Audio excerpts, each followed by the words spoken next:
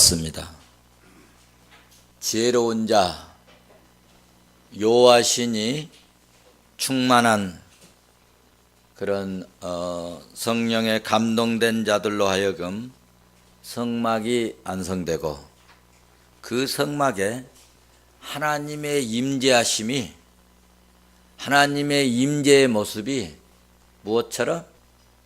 구름처럼 임재하셨고, 그때 모든 백성들이 하나님의 임재하심을 눈으로 똑똑히 볼 수 있었고 확인할 수 있었습니다. 그 성막 안에 하나님이 임재하심으로 하나님의 영광이 빽빽히 성막에 가득 찼었죠. 성막이 하나님의 뜻대로 완성되고 이제 레위기에서는 그 성막 안에서 성막을 통하여 하나님께 드리는 제사 문제를 말씀하고 있습니다. 구약 시대에는 제사가 매우 중요합니다. 특별히 이스라엘 백성들의 삶, 역사, 이 생활, 이 모든 이 핵심이 하나님 앞에 제사하는 것이었습니다. 하나님께 나아가는 길은 오직 제사밖에 없었기 때문에 제사가 그렇게 중요했습니다. 성도들 중에 레위기를 좋아하거나 레위기를 즐겨 읽는 성도는 제가 아직까지 못 보았어요. 그런데 레위기는 깊이 보면 매우 중요한 책입니다. 저는 출애굽기를 이제 마감하고 어떤 부분에 또 성경을 설교할까 무척 고심하고 기도했어요. 그러다가 여러분들이 잘 안 읽은 레위기, 그리고 레위기는 매우 중요한 심오한 진리를 우리에게 가르쳐주기 때문에 그래도 레위기를 한번 더듬고 가야 되겠다 하고 레위기를 이렇게 또 공부하려고 합니다. 레위기는 하나님의 거하실 성막을 완성하고 그 성막에서 하나님께 드릴 제사법, 규정을 모세에게 계시해 주셨어요. 모세에게 계시해 준 이 제사 방법을 말씀해 주셨기 때문에 레위기는 매우 우리 믿음의 사람들에게 또 신앙생활하는 사람들에게 중요한 성경이다. 예수 그리스도께서 이 땅에 오시기 전까지는 모든 언약의 백성들은, 모든 하나님의 백성들은 레위기에서 말씀한 방법대로 하나님께 나아갈 수 있었기 때문에 이 레위기는 굉장히 중요한 진리의 말씀이다 하는 것입니다.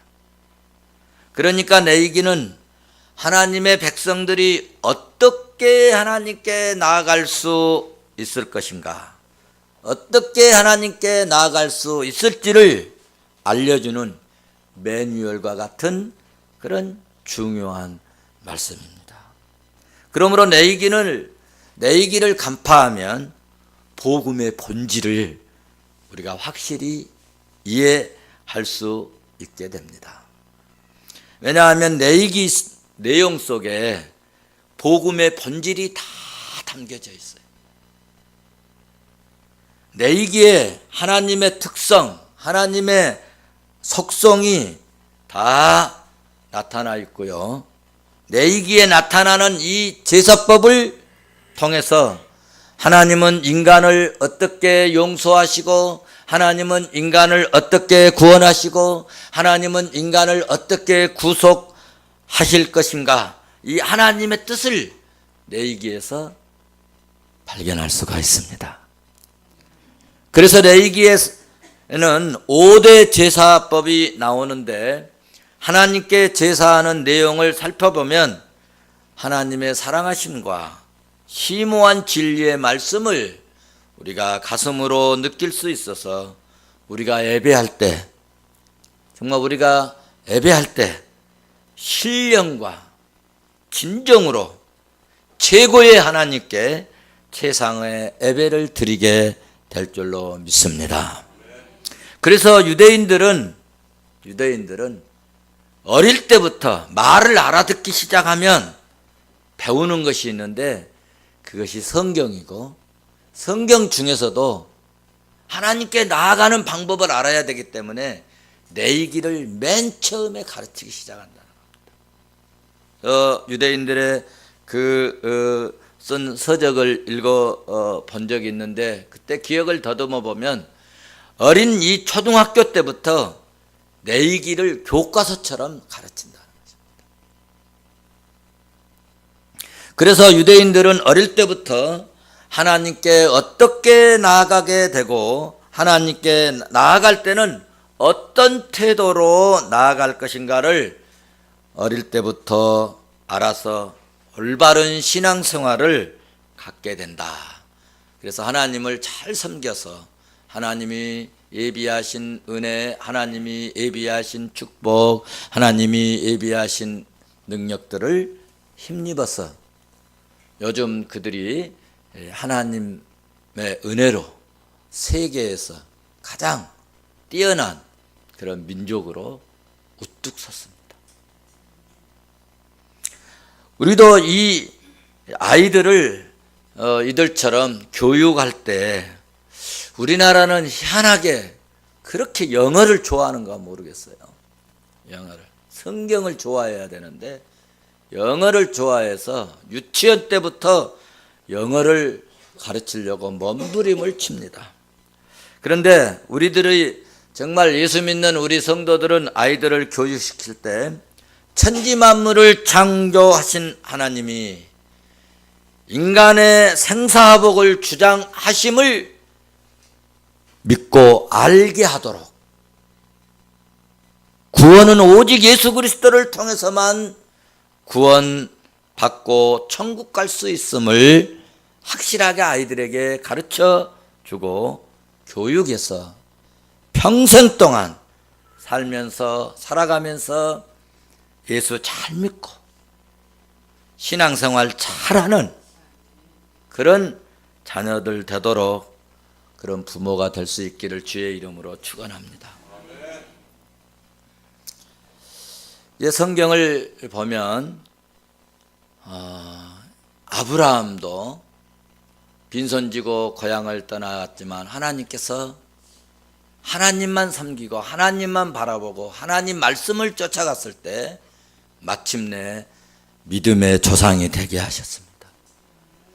여러분, 이삭도 보시면 정말 죽을 상한 이기, 기근, 배고파서 죽어가는 그런 때에도 하나님의 말씀을 근거해서 살 때 마침내 뭐가 되게 하셨어요? 거부가 되게 하셨습니다. 또 여러분, 그 아들 야곱도 보시면 거룩한 열정이 있었어요. 그 거룩한 열정이 뭐였어요?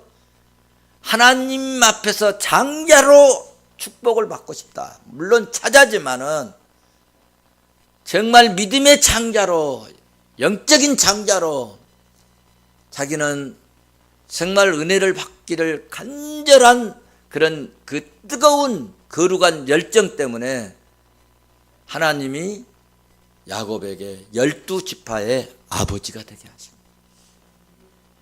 할렐루야죠. 또 여러분, 이런 인물들이 얼마나 많은지, 또 구약시대에 보면 요셉은 여러분 종으로 팔려가고 억울하게 감옥에 가고, 그럼에도 불구하고 하나님의 그 음성을, 그 계시의 정신을 놓지 않고 하나님이 함께 하시면 하나님이 은혜 주시면, 하나님이 도우시면 그 꿈이 이루어질 것이다 하다가 그는 민족을 구원해내는 여러분 애굽의 국무총리로 하나님께 쓰임받고, 요셉 때문에 이 민족들이 들어가서 그 민족을 이끌고 출애굽을 하게 된 줄 믿습니다. 다윗도 그리하였고 솔로몬도 세계에서 가장 지혜로운 왕이었는데 아버지 말대로 여호와 하나님 네가 어디로 가든지 모세 율법에 기록된 대로 율례와 법도를 지켜 행하면 네가 어디로 가든지 무엇을 하든지 형통하리라. 이 말씀 붙들고 그가 일천 번제를 드리고 하나님 앞에 기가 막힌 축복을 받았지 않습니까? 우리 아이들에게 이 귀한 진리를, 이 믿음의 내용을, 이 복음의 정신을 심어줘서 정말 아이들이 예수 믿고 믿음으로 잘 살면 하나님이 여러분 때로는 고난이나 고통이나 괴로움이나 가정은 힘들고 어려움이 있을지라도 반드시 하나님께서 끝이 좋게 만들어버리는 그런 축복이 있을 줄로 믿습니다. 내기에서 제일 중요한 것은 예수 그리스도께서 십자가에서 이루신 이 속죄의 죽음, 십자가에서 죽으신 것에 대한 상징하는 것들의 실체, 예수 그리스도께서 십자가에 죽으실 그 상징하는 것들의 실체를 내기에서 묘사하고 있음을 여러분들이 아셔야 됩니다. 이것이 레이기의 특징이고 핵심입니다. 레이기의 특징 중에 또 하나는 레이기는요 시간이 흐르지 않는 책이에요. 다른 성경은 한 장 넘기면 몇 년씩 뛰어 넘어갑니다. 그런데 레이기는요 시간이 흐르지 않아요. 그래서 레이기는 시간이 멈추는 서신이다, 그렇게 학자들이 표현도 합니다. 그래서 레이기는 BC 1446년경에 시내산에서 모세와 계약을 맺고 하나님께 율법을 받고 성막을 짓기 위해서 이 긴 레이기가 27장까지 있는데 긴 레이기가 여러분 11개월밖에 아니라 11개월 1년도 안 된. 그래서 레이기는 시간이 흐르지 않는 책이다. 레이기의 또 하나의 중요한 핵심은 하나님은 피의 희생의 제사를 통해서 인간의 죄를 용서하시고 구별된 삶을 사는 방법을 가르쳐주는 교과서다 라고 말할 수 있습니다. 거룩은 성경 전체에서 강조합니다. 구약에서도 거룩을 요구하시고 신약에 와서도 예수님이 거룩한 삶을 우리에게 요구하십니다. 거룩은 성경 전체에서 강조하지만 특별히 레이기의 중심 주제가 뭐냐? 거룩입니다. 레이기 핵심 구절이 그러므로 11장 45절의 말씀인데요. 나는 너희의 하나님이 되려고 너희를 애굽 땅에서 인도하여 낸 여호와라. 내가 거룩하니 너희도 거룩할지어다. 이 말씀이 레이기의 핵심 구절의 말씀입니다. 레이기에서는 그 말씀 중에 뭐 다른 부분도 그런 말씀이 많이 있지만 그렇게 기록되어 있지만 특별히 레이기에서는 하라, 하지 말라, 하라, 하지 말라. 구구절절히 하라 하지 말라, 하라 하지 말라. 그래서 이런 말씀이 너무 많습니다. 하나님께서 하라 하지 말라 이 자꾸 반복하신 것은 믿음으로 사는 하나님의 백성들이 세속적인 삶에서 구별된 삶을 살도록 하신 하나님의 깊으신 뜻이 있음을 알고, 우리는 구약의 제사법은 폐지되었어도 이제는 예수 이름으로 하나님을 경외하는, 하나님을 섬기고 하나님께 나와서 이렇게 예배를 드리지만 그 정신은 폐지되지 않았다는 사실입니다. 제사법은 폐지되었어도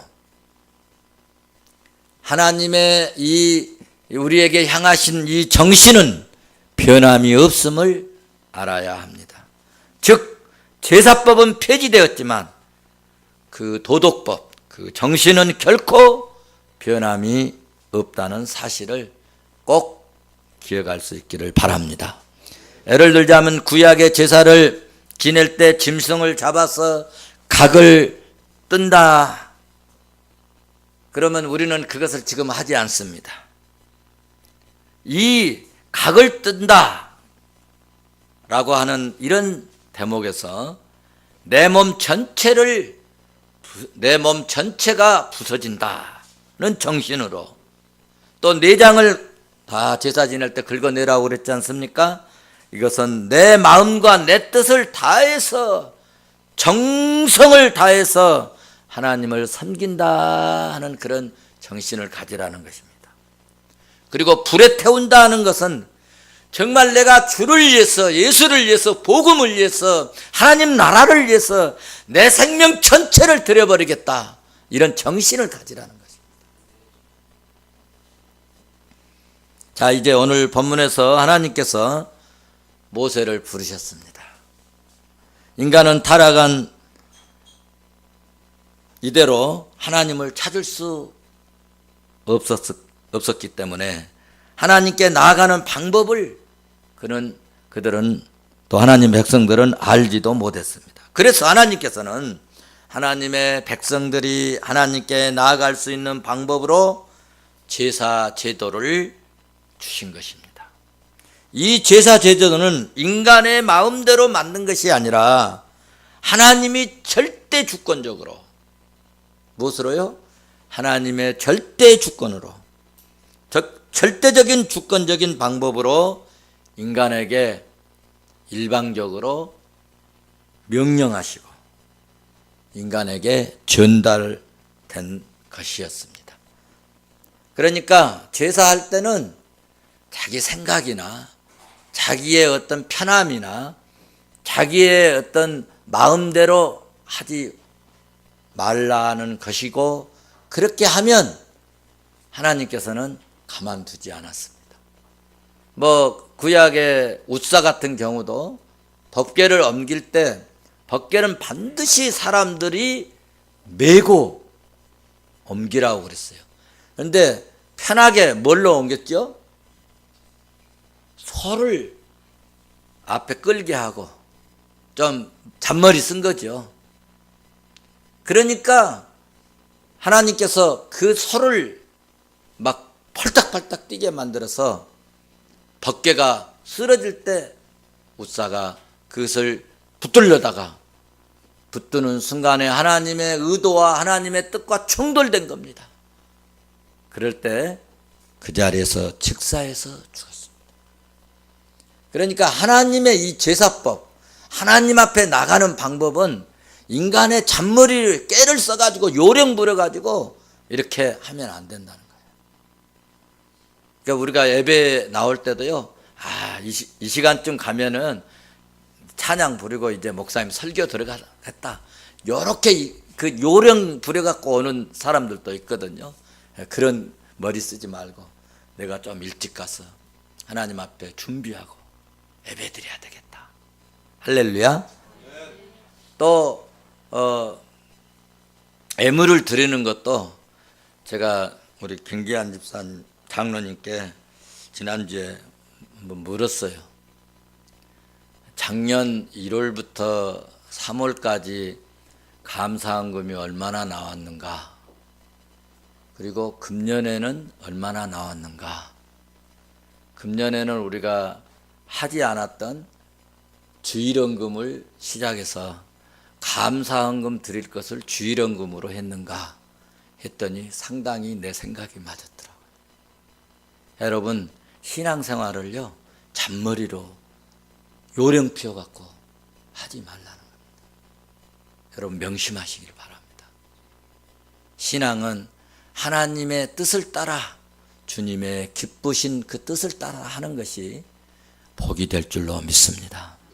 기왕 우리가 하나님 섬기면서, 기왕 예수 믿으면서 정말 하나님 원하신 대로, 뜻대로, 하나님 계획대로 우리가 살면 하나님은 어마어마한 축복을 예비하시고 그를 쏟아부어 주실 때가 있다는 거죠. 이것을 믿읍시다. 그래서 이렇게 하나님의 뜻에 제사에 관한 모든 제도는 조금도 어긋남 없이 실시되어져야만 했습니다. 이것은 인간의 구원은 하나님께서 예수 그리스도를 통하여 허락된 이제 방법 이외에는 다른 방법이 없음을 상징하는 그런 교훈이기도 합니다. 그래서 사도행전 4장 12절에서는 사도가 그렇게 외치죠. 다른 이로서는 구원받을 수 없나니 천하 사람들이 구원받을 만한 다른 이름을 우리에게 주신 일이 없느니라 라고 공회 앞에서 담대하게 거침없이 사도 베드로는 그렇게 외쳤습니다. 오늘 본문 1절에서 하나님께서 모세를 해막에서 부르시고 애물을 드릴 소를 번제로 드리는 희생 제사에 대하여 말씀하고 있습니다. 여러분 2절을 봐보세요. 여호와께 애물을 드리려거든. 어떻게 무엇을 드리라고 말씀합니까? 3절에 그 답이 나와 있습니다. 3절에 다 같이 3절 보실까요? 그의 애물이 소와 번제라면 흠없는 숫것으로 회막문에서 여호와 앞에 기쁘게 받으시도록 들을지니라. 자, 여기 번제 애물로는 소와 양이나 염소를 제물로 드려라. 그런데 그 예물을 드릴 때 주의점이 있었다는 것입니다. 주의할 점이 뭐예요? 소나 양이나 염소를 예물로 드릴 때는 가장 주의할 점은 뭐예요? 그렇습니다. 흠없는 수컷으로 골라서 드려라. 흠없는 수컷으로 골라서 드려라. 이것이 주의점입니다. 어려운 사람은 그러면 소도 없고 양도 없고 염소도 없는 어려운 사람은 어떻게 할까? 새로 드려라. 새로 드릴 때는 산비둘기와 칡비둘기로 드려라. 새도 없고 그러면 이 비둘기도 없고 칡비둘기도 없고 산비둘기도 없으면 어떨까요? 그러면 고운 가루로 드려라. 이렇게 말씀합니다. 2장에 가면 나옵니다. 구약 시대에 어떻게 이렇게 흠없는 짐승으로 애물을 드리게 한 것은 신약 시대에, 잘 들으세요. 굉장히 중요합니다. 흠없는 짐승으로, 꼭 흠없는 짐승으로, 여러분 다 잡아버리면 흠이 있는지 없는지 모르잖아요. 그렇죠? 그런데 왜 꼭 흠없는 짐승을 잡아서 드리라 그렇게 말씀한 의도가 뭘까? 이유가 뭘까? 하나님의 그 뜻이 뭘까? 그것은 신약시대에 와서 죄 없는 흠 없는 예수 그리스도를 대속물로 삼으시겠다고 하는 하나님의 의도, 하나님의 뜻이 내포되어 있다는 거예요. 굉장히 중요하죠? 그러니까 우리 모든 인간은 다 죄가 있어요. 그래서 다 흠이 있어요. 그래서 하나님께 제물로 우리는 드릴 수가 없어요. 사람을 제물로 드릴 수가, 받지도 않아요. 드려도 흠 없는 분이 드려. 그래서 예수님은 사람의 몸으로 오셨지만은 죄는 없으시다, 히브리에서 말씀하고 있습니다. 그래서 죄 없는, 흠 없는 예수 그리스도를 통하여서 구속의 제사를 받으실 것을 예표하신다는 거예요. 그러니까 구약의 제사를 이해하면 벌써 우리가 딱 깨달을 수 있는 것은, 흠 없으신 예수 그리스도가 제물로, 대속물로 죽으실 양으로 오셨구나 하는 것을 우리가 이해할 수가 있습니다. 그래서 3절 말씀하신 이 번제물들이 상징하는 것이 있는데요, 시간이 많이 가서 이것만 말씀드리고 마치겠습니다. 그 말씀하신 이 번제물들에 상징하는 것이 있는데, 그건 첫째로 모든 번제물은 예수 그리스도의 인격을 상징한다. 모든 번제물은 뭘 상징한다고요? 예수 그리스도의 인격을 상징한다. 수소는 많은 고초와 시련을 참고 견디는 예수 그리스도를 상징한다. 이 소는 일할 때 막 멍에를 메고 막 무거운 짐 혹은 뭐 쟁기질을 하고 밭을 갈고 해도 묵묵히 걸어가잖아요. 아이고 나 못하겠어, 아이고 아파, 아이고, 이런 소 없잖아요. 그런 소는 주인한테 여지가 얻어맞죠. 또 말 안 들으면 막 코를 뚫어버리잖아요. 그래서 그 일을 묵묵히 할 수 있도록 만들었잖아요. 그래서 이 흠없는 소를 이렇게 드린다 하는 것은 많은 고초와 시련을 참고 견디는 예수 그리스도를 상징한다는 것입니다. 세 번째로, 흠없는 수양은 온유와 순종으로 일관한 예수 그리스도의 성품을 의미하는 것입니다. 마지막으로 비둘기는 예수 그리스도의 겸손과 순결을 상징하는 예수님의 이 품성을 상징을 합니다. 여기서 우리가 얻을 교훈, 영적인 교훈이 있습니다. 예수 믿는 우리들에게 이러한 성품이 나타나야 된다는 것입니다. 꼭 우리는 맹심해야 됩니다. 제가 시간상 말씀을 깊이 못 드리는데, 번제에 대한 성명을 제가 다음 시간에 말씀드리기로 하고, 우리가 구원받고, 예수 믿고 구원받고 하나님께 나아갈 수 있는 이 방법으로 예수 그리스도를 구주로 믿고 예배드리는 우리가 하나님께 예배함으로 하나님께 나아갈 수 있다는 거예요. 세상에 있는 사람들은 절대로 하나님께 나아갈 수 없습니다. 주님이 말씀하셨습니다. 내가 곧 길이요 진리요 생명이 나로 말미암지 않고는 아버지께로 나아갈 자가 없느니라. 아버지께로 나아갈 수 있는, 하나님께로 나아갈 수 있는 비결은 오직 예수 그리스도께 예수 믿고 예배함으로 하나님께 나아갈 수 있습니다. 하나님의 이 거룩하시니 우리도 거룩할 수 있기를 바라는 간절한 열망이 내이기에 담겨져 있습니다. 그러므로 첫째로 우리도 예수 그리스도의 인격을 닮아갈 수 있기를 바랍니다. 두 번째로, 신앙생활하면서 많은 고초와 시련을 당할 수 있어요.